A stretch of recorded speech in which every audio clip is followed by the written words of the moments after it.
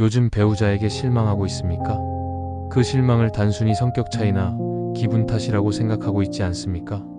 하지만 그 감정은 단순한 기복이 아니라 당신의 영혼이 보내는 중요한 신호일 수 있습니다. 그리고 그 신호는 단순히 부부 사이의 갈등이 아니라 하나님 앞에서 신앙을 다시 점검하라는 초대일 수 있습니다. 우리는 흔히 배우자가 기대를 충족시키지 못하면 상대를 문제의 원인으로 삼습니다. 존중이 부족하다, 공감이 없다, 이해가 없다 이유를 나열합니다. 그러나 성경은 이렇게 말합니다.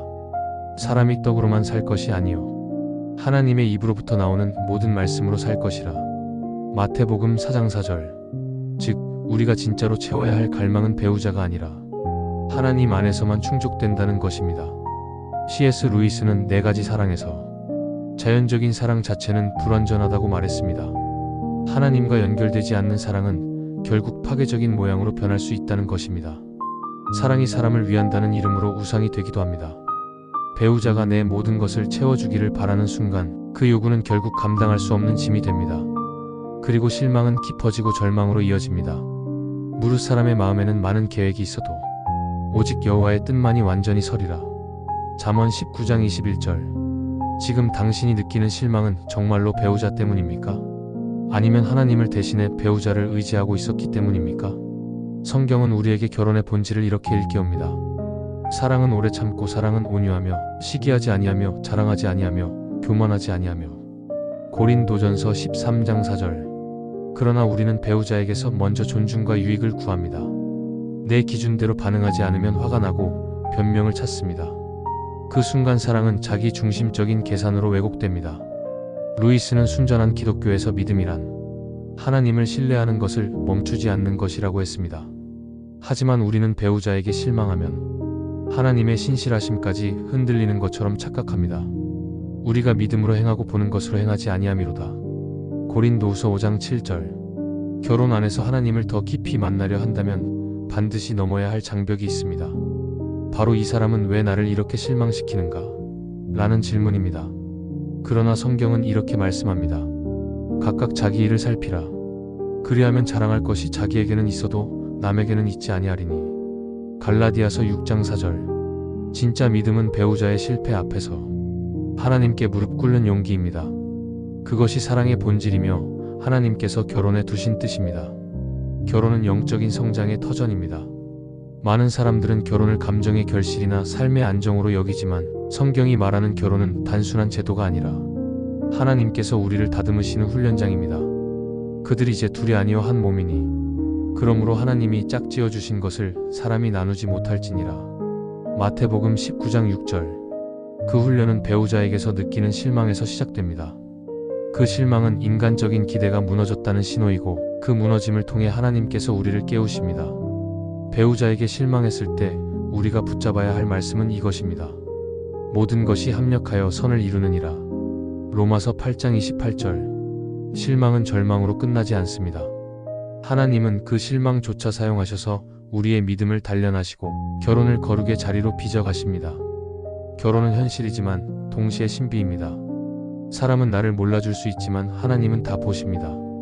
아무도 알아주지 않는 한숨도 조용히 드리는 사랑도 주님은 놓치지 않으십니다. 사랑하는 자들아 우리가 서로 사랑하자. 사랑은 하나님께 속한 것이니 사랑하는 자마다 하나님으로부터 나서 하나님을 알고. 요한일서 4장 7절. 결혼은 그 사랑을 배우는 훈련이며 실망은 하나님께 더 가까이 갈 문이 됩니다. 요즘 배우자에게 실망하고 있습니까? 그 실망을 단순히 성격 차이나 기분 탓이라고 생각하고 있지 않습니까? 하지만 그 감정은 단순한 기복이 아니라 당신의 영혼이 보내는 중요한 신호일 수 있습니다. 그리고 그 신호는 단순히 부부 사이의 갈등이 아니라 하나님 앞에서 신앙을 다시 점검하라는 초대일 수 있습니다. 우리는 흔히 배우자가 기대를 충족시키지 못하면 상대를 문제의 원인으로 삼습니다. 존중이 부족하다, 공감이 없다, 이해가 없다, 안정감이 없다, 위로가 없다. 여러 가지 이유를 나열합니다.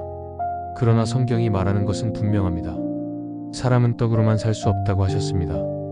우리가 진짜로 채워야 할 갈망은 배우자가 아니라 하나님 안에서만 충족된다는 것입니다. C.S. 루이스는 4가지 사랑에서 자연적인 사랑 자체는 불완전한다고 말했습니다. 하나님과 연결되지 않는 사랑은 결국 파괴적인 모양으로 변할 수 있다는 것입니다. 사랑이 사람을 위한다는 이름으로 우상이 되기도 합니다. 배우자가 내 모든 것을 채워주기를 바라는 순간 그 요구는 결국 감당할 수 없는 짐이 됩니다. 그리고 실망은 깊어지고 절망으로 이어집니다. 지금 당신이 느끼는 실망은 정말로 배우자 때문입니까? 아니면 하나님을 대신해 배우자를 의지하고 있었기 때문입니까? 루이스는 스크루테이프의 편지에서 마귀가 즐겨 쓰는 전략을 보여줍니다. 사랑하는 사람을 신의 자리에 놓게 하라는 속삭임입니다. 현실에서도 마찬가지입니다. 우리는 배우자에게서 내가 원하는 전부를 얻으려 하고 그것이 충족되지 않으면 관계가 틀어졌다고 느낍니다. 그러나 그 순간 하나님 없이 사랑을 유지하려는 인간적인 시도가 얼마나 불안정한지 드러납니다. 말씀과 기도가 사라진 부부 관계는 결국 서로의 기대를 짓누르는 착각과 실망만 남습니다. 하나님 없이 용서하려 하고 하나님 없이 인내하려 하고 결국 지치면이 결혼은 틀렸다고 결론 짓습니다. 하지만 하나님은 인간의 실패 결혼을 세우지 않으셨습니다. 오히려 우리의 연약함 속에서 하나님을 찾게 하십니다.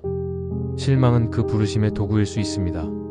고린도전서는 사랑이 오래 참고 온유하다고 말합니다. 그런데 우리는 배우자에게서 먼저 존중과 유익을 구합니다. 내 기준대로 반응하지 않으면 화가 나고 변명을 찾습니다. 결국 사랑은 자기 중심적인 계산으로 왜곡됩니다. 루이스는 춘전한 기독교에서 믿음이란 하나님을 신뢰하는 것을 멈추지 않는 것이라고 했습니다.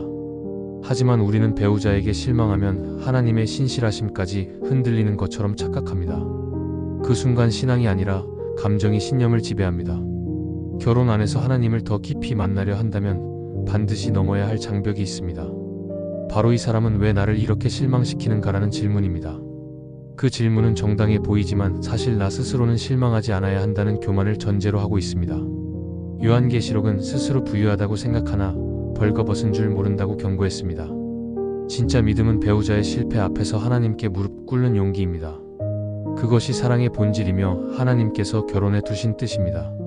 루이스는 영광의 무게에서 인간은 감당할 수 없는 영광을 요구한다고 말했습니다. 결혼도 마찬가지입니다. 우리는 서로에게 감당할 수 없는 기대를 짊어지게 합니다. 항상 이해해주고 항상 감정적으로 연결되어 있어야 한다는 요구는 결국 무너집니다. 그 무너짐 앞에서 포기하는 것이 아니라 하나님 앞에서 기대를 내려놓아야 합니다. 그때 실망은 괴로움이 아니라 회복이 시작이 됩니다. 당신은 결혼이 영적인 성장의 터전이라는 사실을 알고 계십니까? 많은 사람들은 결혼을 감정의 결실이나 삶의 안정으로 여깁니다. 하지만 성경이 말하는 결혼은 단순한 제도가 아니라 하나님께서 우리를 다듬으시는 훈련장입니다. 그런데 이 훈련은 의외로 아주 구체적인 자리에서 시작됩니다. 바로 배우자에게서 느끼는 실망입니다. 그 실망이 곧 인간적인 기대가 무너졌다는 신호이고 그 무너짐을 통해 하나님께서 우리를 깨우실 수 있습니다. 마가복음에서 예수님은 사람이 세상을 얻고도 자기 목숨을 잃으면 무슨 유익이 있겠냐고 말씀하셨습니다. 마찬가지로 결혼 속에서 내가 계속 위로만 받고 싶다면 그 관계는 결국 욕망의 소비로 흘러가고 맙니다. 하나님은 우리를 그 길로 두지 않으십니다. 루이스는 고통의 문제에서 하나님은 고통을 통해 크게 말씀하신다고 했습니다. 배우자에게 느끼는 무력감이나 실망, 차가움 같은 감정도 단순한 관계의 문제가 아니라 하나님께서 나와 이야기하고 계신 방식일 수 있습니다. 하지만 보통 사람들은 이 고통을 회피합니다. 대화법을 배우거나 감정을 달래는 취미를 만들거나 겉으로 드러나는 문제를 덮어버립니다. 그러나 진짜 대면해야 할 대상은 감정이 아니라 영혼입니다. 지금 내 안에서 성령의 인도가 작동하고 있는지 아니면 내 욕망이 지나치게 크게 울리고 있는지 분별해야 합니다. 갈라디아서 육체의 일을 따르지 말고 성령을 따르라고 말씀하셨습니다. 결혼의 갈등도 같은 적용을 받습니다. 루이스는 네 가지 사랑에서 사랑이 가장 깊은 곳에서 가장 위험해진다고 경고했습니다. 그 사랑이 하나님보다 앞설 때 사랑은 신이 될 수도 있고 악마가 될 수도 있습니다. 지금 나는 배우자를 너무 의존하고 있지 않은가? 혹은 너무 실망한 나머지 감정에만 매달리고 있지 않은가? 이 질문이 필요합니다. 에베소서는 우리의 싸움이 혈과 육을 향한 것이 아니라고 말했습니다. 부부 싸움이 전부가 아니라는 뜻입니다. 그 갈등을 붙잡아 사탄은 우리의 믿음을 무너뜨리려 할 수도 있습니다. 스크루테이프의 편지를 보면 마귀의 전략이 아주 작고 사소한 불만에서 시작됩니다.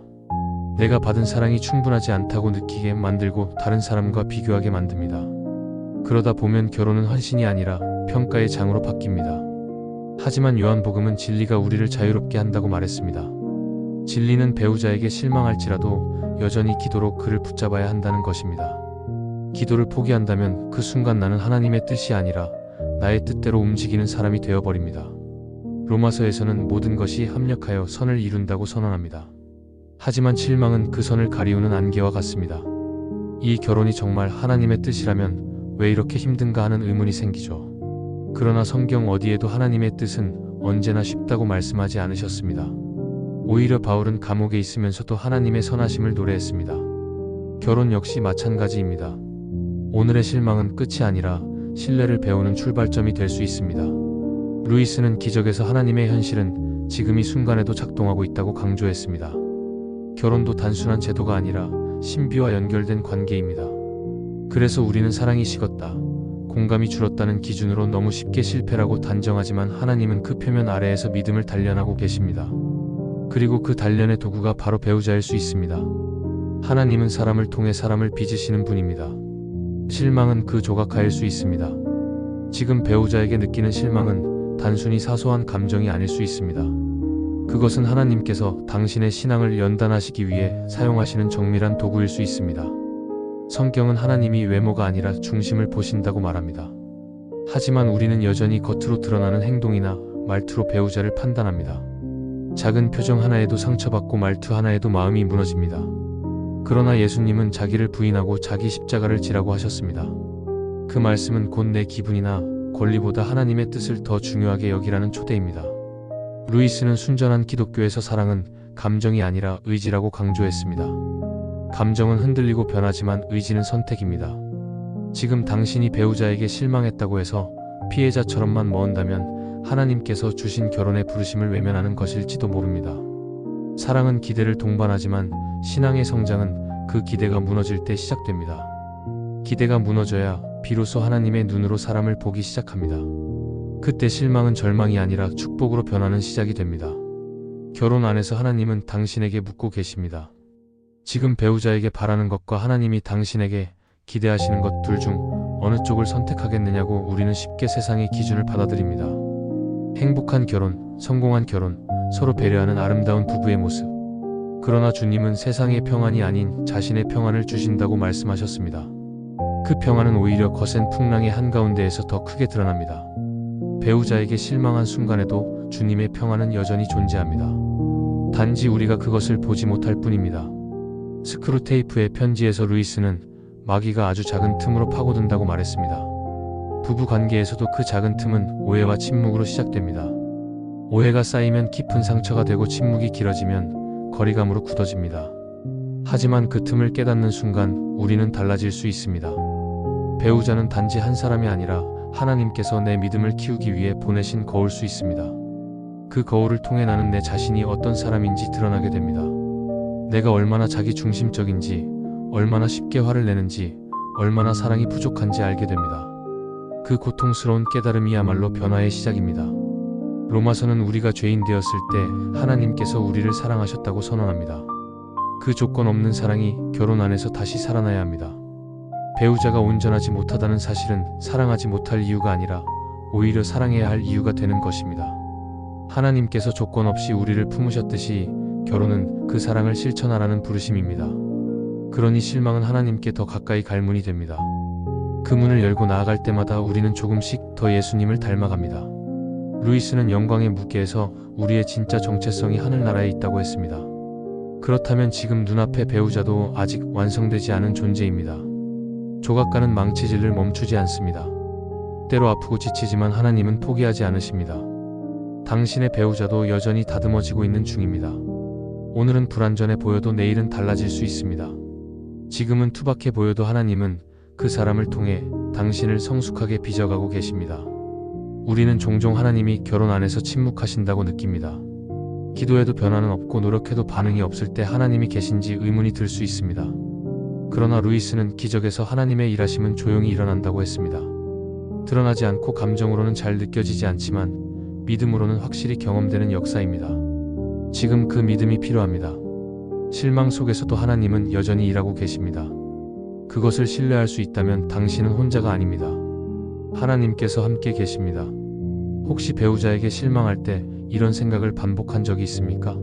왜 내가 이 사람을 선택했을까? 처음에는 단순한 후회처럼 보이지만 사실 그 밑에는 하나님의 뜻에 대한 의심이 숨어 있을 수 있습니다. 우리는 결혼을 결정할 때 하나님의 인도하심을 구했다고 고백합니다. 그러나 막상 결혼 생활이 힘들어지면이 선택이 정말 맞았는지 다시 묻게 됩니다. 하지만 성경은 말합니다. 도마가 의심했을 때 예수님은 친히 나타나 믿음 없는 자가 아니라 믿는 자가 되라고 하셨습니다. 결혼 안에서 우리가 겪는 시험 역시 같은 질문으로 이어집니다. 지금 나는 상황을 신뢰하는가 아니면 하나님을 신뢰하는가? 루이스는 네 가지 사랑에서 우리가 가장 사랑하는 이에게 오히려 가장 잔인해질 수 있다고 말했습니다. 왜냐하면 기대치가 높기 때문입니다. 그 기대가 단순한 사랑이 아니라 통제가 될 수도 있습니다. 배우자를 바꾸고 싶다는 욕망은 사실 내가 하나님처럼 되고 싶다는 교만과 연결될 때가 많습니다. 창세기에서 아담과 하와가 선악과를 먹은 이유도 결국 하나님과 같아지고 싶었기 때문이었습니다. 오늘 우리의 결혼 속에서도 같은 유혹이 반복됩니다. 그러나 사도행전은 오직 성령께서 임하실 때 능력이 주어진다고 말씀합니다. 배우자를 변화시키는 힘도 내 노력에서 오는 것이 아니라 성령의 역사 속에서 일어납니다. 실망이 오래 지속되면 감정은 냉소로 굳어집니다. 더 이상 기대하지 않고 마음을 닫아버리는 태도로 변합니다. 그러나 로마서는 하나님께서 우리에게 주신 소망은 결코 수치로 끝나지 않는다고 말합니다. 만약 내 마음이 무뎌지고 배우자에게 아무것도 기대하지 않게 되었다면 그것은 단순한 마음의 변화가 아니라 영적인 마비일 수 있습니다. 그 신호는 지금 내가 하나님의 능력조차 믿지 않고 있다는 증거일 수 있습니다. 그렇다면 지금 필요한 것은 상대를 바꾸기 위한 기도가 아니라 나 자신이 회개하는 기도입니다. 루이스는 고통의 문제에서 하나님이 속삭임으로 말씀하시지만 고통 속에서는 외치신다고 했습니다. 배우자에 대한 실망과 고통이 깊어질수록 하나님의 부르심은 더 크게 울려 퍼질 수 있습니다. 그 외침은 정죄가 아니라 내게로 돌아오라는 사랑의 초대입니다.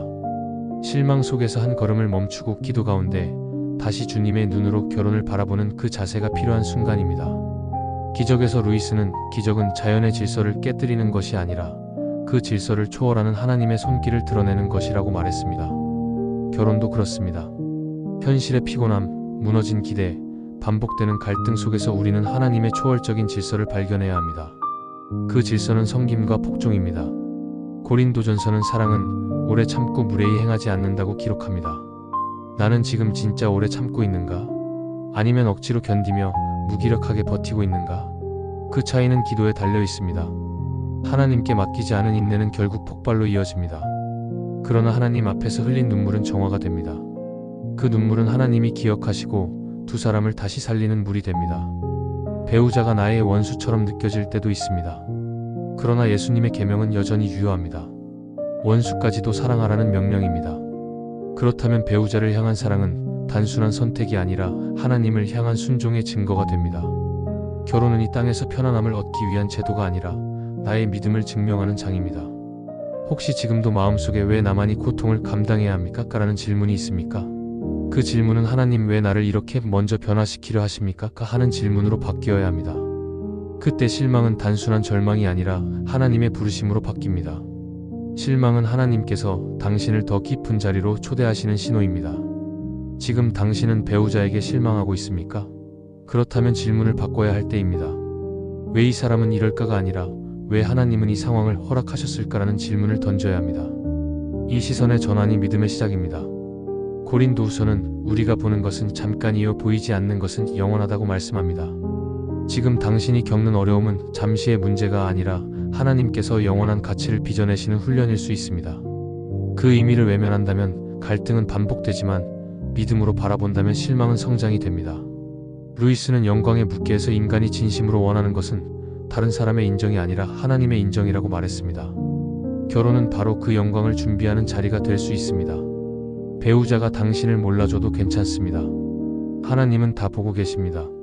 아무도 알아주지 않는 한숨도 묵묵히 감내하는 헌신도 조용히 드리는 사랑도 주님은 놓치지 않으십니다. 바로 그 순간이 믿음이 삶으로 드러나는 자리입니다. 결혼은 그 믿음을 가장 선명하게 보여줄 수 있는 무대입니다. 사람들은 흔히 결혼은 현실이라고 말합니다. 맞습니다. 그러나 예수님은 현실을 넘어서는 사랑을 보여주셨습니다. 요한복음은 예수님이 자기 사람들을 끝까지 사랑하셨다고 기록합니다. 끝까지 사랑한다는 것은 감정이 아니라 결단입니다. 결혼 속에서의 사랑도 마찬가지입니다. 오늘 그 사람을 섬기기로, 오늘 화내지 않기로, 오늘 주님의 이름으로 용서하기로 결정하는 것. 그것이 진짜 사랑입니다. 매일 같은 결단을 반복할 때 우리는 거룩으로 자라갑니다. 루이스는 순전한 기독교에서 사랑은 감정이 아니라 의지라고 다시 강조했습니다. 감정은 오락가락하지만 의지는 나의 선택입니다.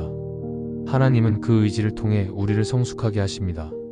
갈라디아서 성령의 열매는 사랑과 기쁨과 화평이라고 말씀합니다. 그런데 그 열매는 인내를 통해 맺힙니다. 지금의 인내가 결코 헛되지 않은 이유가 여기에 있습니다. 당신의 결혼 안에서 성령은 여전히 역사하고 계십니다. 그 역사는 느리게 자라는 나무처럼 보이지만 뿌리를 깊게 내리고 있습니다. 당신은 결코 혼자가 아닙니다. 하나님은 결코 당신을 놓지 않으십니다. 오히려 고통 가운데 더 가까이 다가오십니다. 시편은 주님이 상한 마음을 가까이 하신다고 말합니다. 만약 지금 마음이 지쳐 있다면 바로 그 자리가 하나님의 위로를 경험할 수 있는 자리입니다. 그리고 언젠가 당신이 받은 그 위로는 또 다른 사람에게 흘러가게 될 것입니다. 결혼에서 겪는 눈물이 헛되지 않은 이유는 그것이 나만을 위한 것이 아니라 다른 누군가를 살리는 씨앗이 되기 때문입니다. 이제 결혼을 다시 바라보십시오. 실패한 관계가 아니라 하나님이 허락하신 거룩한 부르심으로 바라보십시오. 실망이 아니라 훈련으로, 갈등이 아니라 기회로 이해하십시오. 무엇보다 결혼은 나의 구원이 증명되는 자리임을 기억하십시오. 하나님께서는 단 한순간도 손을 놓지 않으십니다. 오늘도 사랑하기로 결정하십시오. 그 결정이 바로 믿음이며 믿음의 사람은 반드시 승리하게 됩니다. 우리 묵상하시고 기도하겠습니다. 사랑과 은혜의 하나님 아버지, 오늘 저는 제 마음 깊은 곳에서 우러나오는 무거운 기도를 드립니다. 주님, 제가 가장 사랑해야 할 배우자에게서 느끼는 실망과 아픔을 그동안 혼자 안고만 있었습니다. 하지만 이제는 그 모든 것을 주님 앞에 내려놓습니다. 주님, 제 마음에 쌓여있는 실망이 분노로 변하지 않게 하시고 쓴뿌리가 되지 않게 지켜주소서. 때로는 기대가 무너져 낙심이 되고 내가 원하는 대로 반응해 주지 않을 때 마음이 얼어붙습니다. 그러나 주님, 그 순간에도 저를 향한 하나님의 사랑은 변하지 않음을 믿습니다. 사랑은 오래 참고, 사랑은 온유하며 자기의 유익을 구하지 아니하며 모든 것을 참으며 모든 것을 견디느니라. 고린도전서 13장 4절 7절. 주님, 제가 배우자에게 바라는 기대보다 먼저 하나님께 제 마음을 고정하게 하소서. 배우자가 제 마음을 다 채워주지 못해도 하나님이 저의 영혼을 만족하게 하신다는 믿음을 붙잡게 하소서. 주님, 제 배우자를 축복합니다. 그의 연약함도 부족함도 실수도 주님께서 덮어주시고 회복시켜 주소서. 저의 눈이 배우자의 단점보다 하나님이 여전히 그를 빚어가고 계신다는 사실에 머물게 하소서. 우리가 죄인 되었을 때 그리스도께서 우리를 위하여 죽으심으로 하나님께서 우리에 대한 자기의 사랑을 확증하셨느니라. 로마서 5장 8절. 주님, 저 또한 불완전한 존재임을 고백합니다. 제가 먼저 사랑하지 못했고 이해하지 못했고 용서하지 못했습니다. 주님, 제 마음을 새롭게 하시고 예수님의 십자가 사랑으로 배우자를 대하게 하소서. 주님, 우리의 가정을 붙잡아 주소서. 사탄이 작은 오해와 실망을 틈타 관계를 무너뜨리지 못하도록 지켜주시고 오히려 이 어려움이 우리 가정을 더 굳건히 세우는 기회가 되게 하소서. 사람이 감당할 시험 밖에는 너희가 당한 것이 없나니 오직 하나님은 미쁘사 너희가 감당하지 못할 시험 당함을 허락하지 아니하시고 시험 당할 즈음에 또한 피할 길을 내사 너희로 능히 감당하게 하시느니라. 고린도전서 10장 13절. 주님, 제 배우자의 마음에 평안을 주시고 그가 주님 안에서 힘을 얻고 변화되게 하소서. 제가 그 변화를 기다릴 수 있는 인내와 믿음을 허락하소서. 주님, 저희 부부가 서로에게 기대는 존재가 아니라 하나님께 함께 기대는 믿음의 동반자가 되게 하소서. 말씀과 기도 위에 세워진 가정이 되게 하시고 다툼 대신 대화, 원망 대신 감사, 실망 대신 소망이 흐르게 하소서. 두 사람이 한 사람보다 나음은 그들이 수고함으로 좋은 상을 얻을 것임이라. 혹시 그들이 넘어지면 하나가 그 동물을 붙들어 일으키려니와. 전도서 4장 9절 10절. 주님, 오늘 저는 결단합니다. 배우자를 원망하는 대신 축복하겠습니다. 실망하는 대신 기도하겠습니다. 포기하는 대신 사랑을 선택하겠습니다. 주님, 제 의지로는 불가능하지만 성령님께서 제 안에서 역사하시어 이 모든 결단이 실제가 되게 하소서. 내게 능력 주시는 자 안에서 내가 모든 것을 할 수 있느니라. 빌립보서 4장 13절. 사랑의 하나님, 오늘 이 기도를 들으시고 우리 부부를 새롭게 하소서. 실망이 은혜로, 갈등이 화해로, 눈물이 웃음으로 바뀌는 날을 허락하소서. 예수 그리스도의 이름으로 간절히 기도드립니다. 아멘.